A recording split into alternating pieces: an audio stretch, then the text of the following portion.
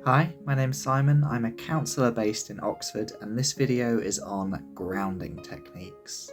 When people come for counselling, they're very rarely trying to discover their authentic self within the security and connection of a therapeutic relationship. They come to therapy because there are things distressing them in their lives. It may be really overwhelming feelings.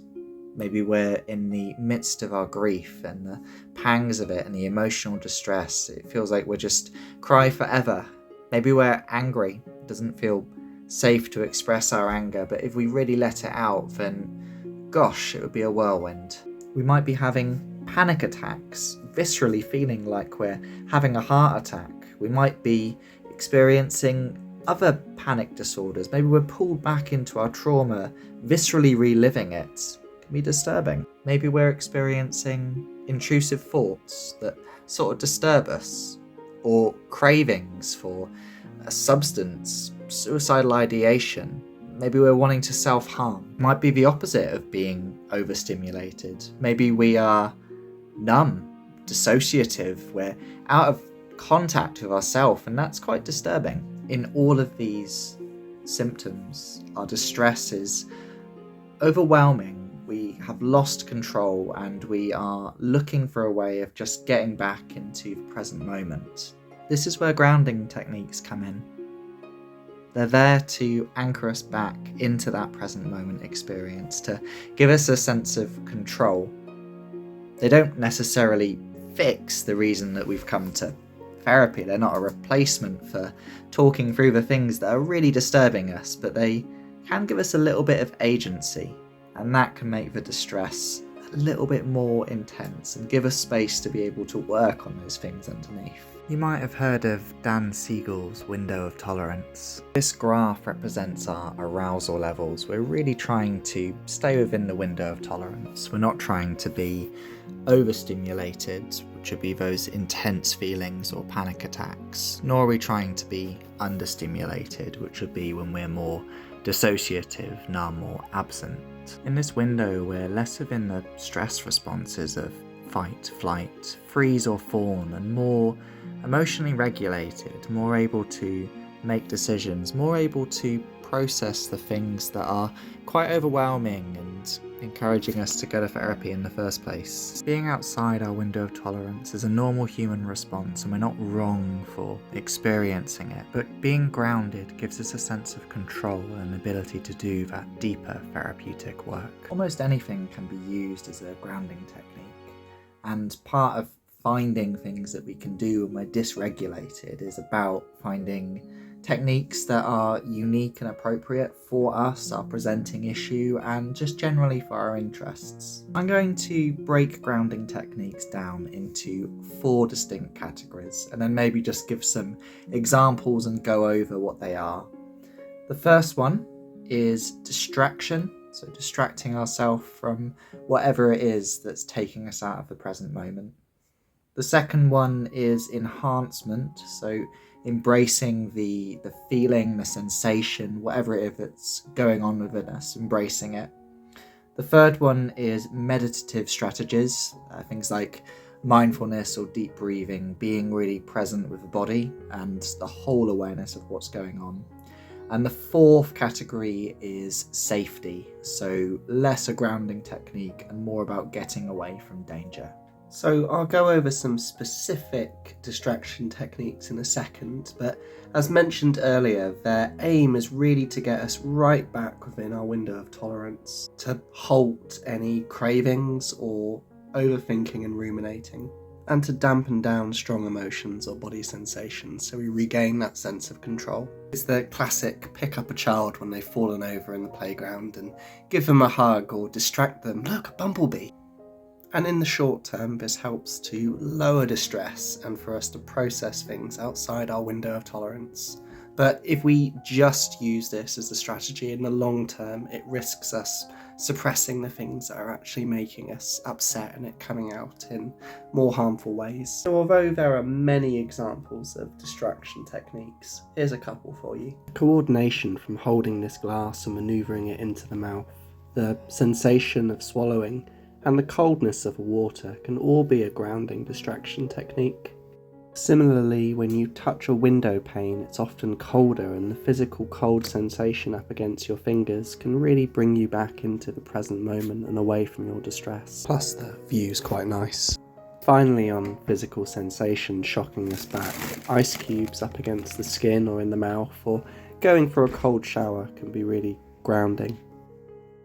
The 5-4-3-2-1 method of grounding, where you name 5 things that you can see, 4 things that you can touch, 3 things that you can hear, 2 things that you can smell, and 1 thing that you can taste.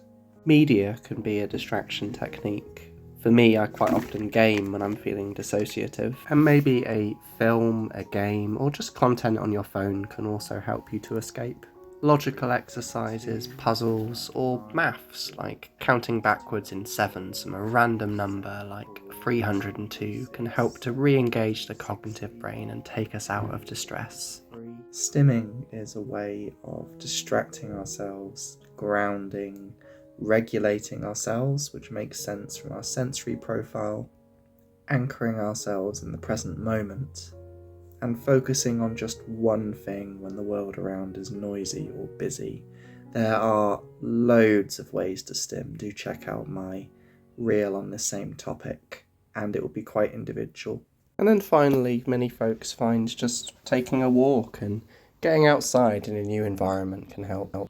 Enhancement techniques recognise the intense feeling that we're trying to ground ourselves from, and they actually overly emphasise and express it. This acknowledges that our feelings are worth our attention and really engages with it, and gives us a sense of control rather than those feelings feeling beyond our capacity. The danger of this particular category of techniques is that sometimes we can't always express how we are feeling or what's going on for us, and with some things like anger, it can be better to use more meditative techniques than techniques that enhance the feeling that's there. So again, here's some examples. Displacing strong feelings onto a pillow or other inanimate object like me, beating up this pillow. You may also scream into a pillow, screams of anger or sadness. You might be able to channel strong feelings into exercise, for example, going off on a run. And some of my personal bests have been set whilst having an angry run and expressing those parts of me with the rhythm of the feet.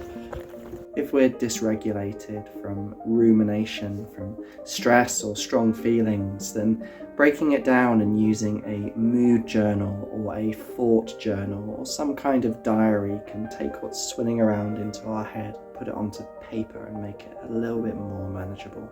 People often talk to me about the benefits of music to help them feel something that's going on for them. So it might be that we feel angry and put on a really heavy song, or it might be that we are feeling intense pangs of grief and we put on a song that connects us to our loved one. Maybe we're feeling sad and we put on a film score that particularly makes us cry. And on that note, not just music, we might go to certain media like certain types of film that help us to feel the feeling that's already there, that enhance our sadness. It might be that we are reading certain fiction books at certain times in our life to represent different crises or things that we are going through, and them in themselves representing what's going on for us can ground us. People use self-harm in a variety of ways, including to regulate, and here are some alternatives that are less harmful, such as putting ice on yourself, snapping a elastic band so you still feel the pain, or drawing onto your wrist with a red fountain pen so it still looks red like blood. If you're an alcoholic and craving a drink like a beer, then an enhancement technique might be opening a regular can of something like Coke and having a drink, or acknowledging your feelings by calling your sponsor. Talking to somebody else, like in counselling, or calling up a friend or a sponsor or whatever it is, can fit a lot of these different categories of grounding techniques. In this example, can really honour and empathise what we're feeling, and being with someone else can help us to gain some acceptance of that strong feeling that's coming up for us. And then finally, role-playing, pretend or Drama can help us to try out parts of ourselves that we can't normally express or let out. Our fourth category of grounding techniques are the meditative exercises. I'll cover some examples or teach some techniques in a little bit like with the others, but first off I want to talk a bit about why these work. And the first way is quite simply because we are breathing and taking in more oxygen, which fills our brain and takes us out of that fight-flight response and puts us back in our window of tolerance. The second reason it can help with things like mindfulness is it stops the overwhelming thing becoming all of our identity. So quite subtly, instead of I feel angry, we might change it to I feel a sensation of anger coming up. And you might feel that in a particular part of the body, like in the fists or in the heart, whereas you're less likely to feel angry in your knees, for example. Third way that these meditative exercises help are by increasing our self-awareness of what is going on for us, and also increasing our tolerance to be present with those self-awarenesses. It's like we're breathing into discomfort. And the fourth way it can help with some of the latter ones I'll mention is using imagery work to imagine a future or a situation and be present with it. To give a disclaimer on risks, meditation isn't necessarily always for everybody. Some of us will struggle more with concentration, particularly if we have certain neurotypes.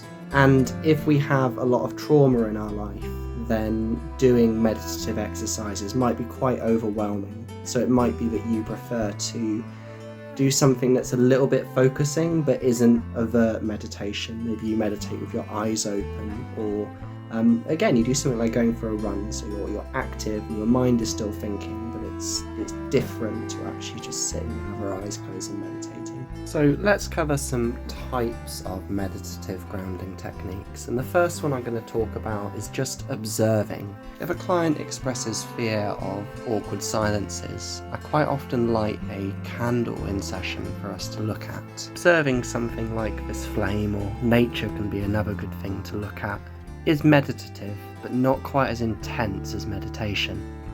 There are a huge amount of benefits from just pausing, that full stop, just pausing when we are overwhelmed, and taking in deep breaths in and out, and that breath will fill our brain with oxygen and take us out of fight or flight. A fairly simple meditation exercise I can teach is box breathing.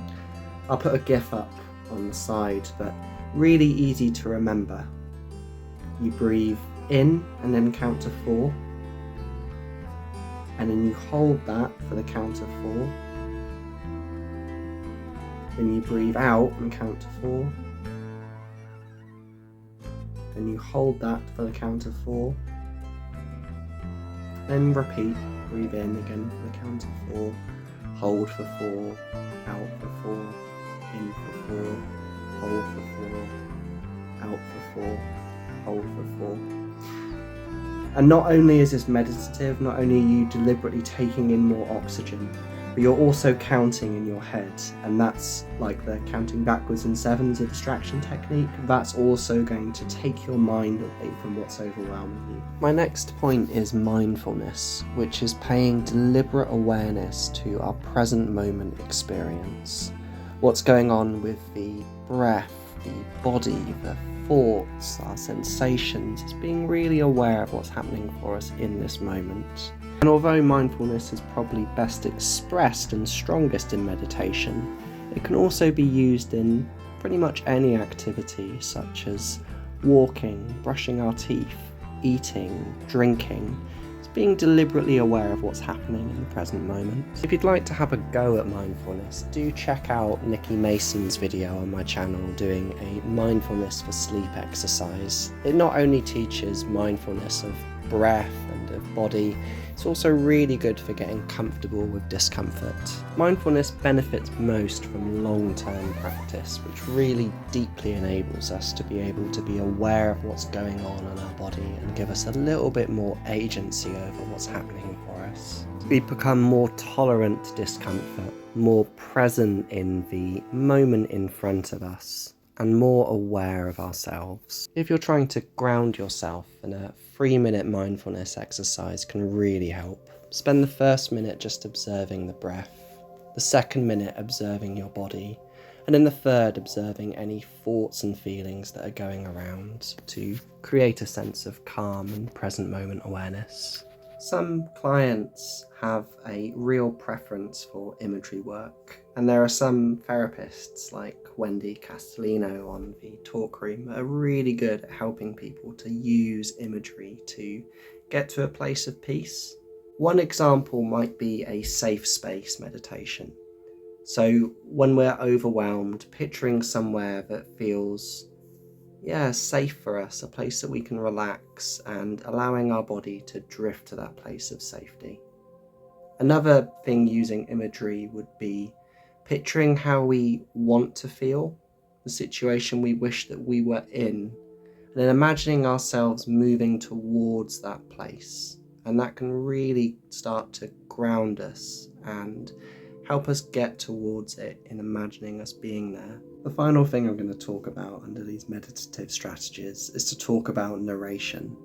So this is about saying what's happening for us in the moment, narrating what is going on for us, and by speaking it out loud, it's slowing things down. So in this moment, I am talking, my hand is waving to the left. My other hand is holding the phone and moving around. I'm staring at the phone. I'm swizzling on my chair. All of these things that I'm saying as I narrate what's happening in this present moment are helping me to ground myself. And the final category of grounding techniques I'm going to cover are safety. And safety aren't really grounding techniques at all. But what they are acknowledging that your sympathetic nervous system has function. That fight, flight, freeze and fawn are some of the most innate responses to all creatures. They're there for a reason, and sometimes it is normal and correct for you to feel dysregulated, overwhelmed, to want to run away. And if you ignore that impulse, you would actually put yourself in danger. So safety techniques, which are effectively just get out of there, safety techniques are there to protect you from danger. The danger, if we overemploy safety techniques, or if we've had a lot of trauma in our life, is not knowing when we're safe, still wanting to run away even when the danger is gone, and struggling to distinguish between when we need to get out versus when we need to ground ourselves instead. The first example of safety I'm going to give is if there is actual physical danger. And that danger could be an actual threat. So for example, we might be in danger of our physical safety. It might be that we are in an abusive relationship and we're likely to be hurt. It may be that we're suffering with addiction and we're in a pub, we're likely to drink if we stay here. Or it might be something that's triggering, so even though it's not physically a threat to our safety, psychologically it brings us right back to places that can be quite traumatizing or risky to us. Let's say, for example, we have just experienced quite a traumatic bereavement. Somebody has died and we found the body, and then we're expected to go back to the house to clean it up. My goodness, that's going to be really strong feelings coming up. So maybe it's safer to just see if we can delegate that task or give it to someone else. Maybe that's going to cause us to have panic attacks if we're in that environment. Or maybe we were in a car accident and we are trying to go back to driving, and the second we step in that car, we start to feel our heart rate going up and being elevated. Maybe it's too soon. Maybe we need to work on exposure to the panic that we feel before we're ready to start driving again. We need to start off just sitting in the car or looking at the car before we actually get right up in there and driving. And our psychological trauma response from our body, our fight or flight, is saying to us, whoa, we're not ready. Halt, stop, get out. Safety techniques protect us. They protect us from danger, they protect us from abuse, they protect us from cravings, they protect us from being re-traumatized. They're not wrong. If we're starting to feel overwhelm, it can be useful to ask ourselves the question of why? What's triggering this? Why am I overwhelmed? Why am I dissociative? Do I need to just get away? Do I need to go for a walk? Do I need to pause? Do I need to not ground myself, but actually just protect myself? 90% of autistic people, or 15% of a general population, experience sensory processing disorder. And this means that senses are really highly attuned or really under-attuned. And hypersensory sensitivities can lead us to get into a place of sensory overwhelm where things are just too noisy, or whatever sense it's applying to, and it can lead us to be not just dysregulated, but really overwhelmed. Picture, for example, that you're going to a gig and you're stood right next to the speaker. You know, you can try and ground yourself and be calm and think positively, but probably need to walk away from the speaker. If you carry on sitting next to the speaker, things are going to just be too much. And this is the same if an autist with smell sensitivities is in the perfume aisle, or with sound sensitivities is in a busy restaurant, or in light sensitivities is stood next to the light. So there are ways of controlling sensitivities, like these earplugs I can pop in for sound sensitivities. But if we've actually got to the point where we are experiencing sensory overwhelm, we really just need to leave and find a low sensory environment in order to regulate, rather than punishing ourselves for being dysregulated because our senses are overstimulated. In conclusion, dysregulation is part of the human condition and can present in strong feelings, panics, sensory overwhelm, dissociation, and feeling numb. All of these things are quite nasty. It feels like we have lost control, and grounding techniques can be used to give us a bit more of a sense of control and return us to our window of tolerance where we can think and process again. Grounding techniques are a little bit like a paracetamol if we have a headache. They might take away the pain of the headache, but they're not going to put more water in our body, help us to sleep, or solve if there's anything going on that's deeper than just a standard headache. So in the same way, grounding techniques can be helpful for us to feel more in control and process, but ultimately we want to think about the things that are making us ungrounded, and counselling can help to go deeper into those things.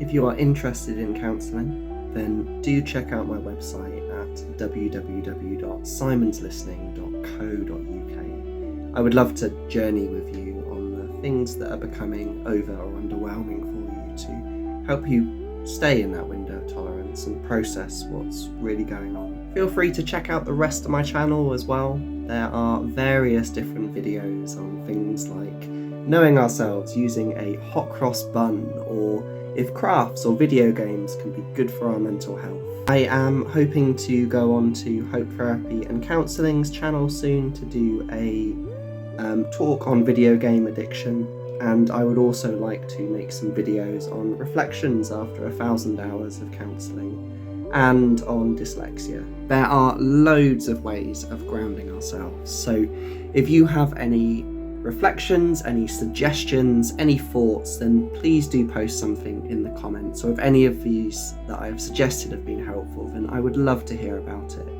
But because YouTube is out in the public domain, do think about privacy and confidentiality, and be aware that anything that we type can be visible to, well, anybody. Thank you again for listening, and I really, really hope that some of these things can help you to gain that sense of control on what can be quite distressing and return to a sense of peace.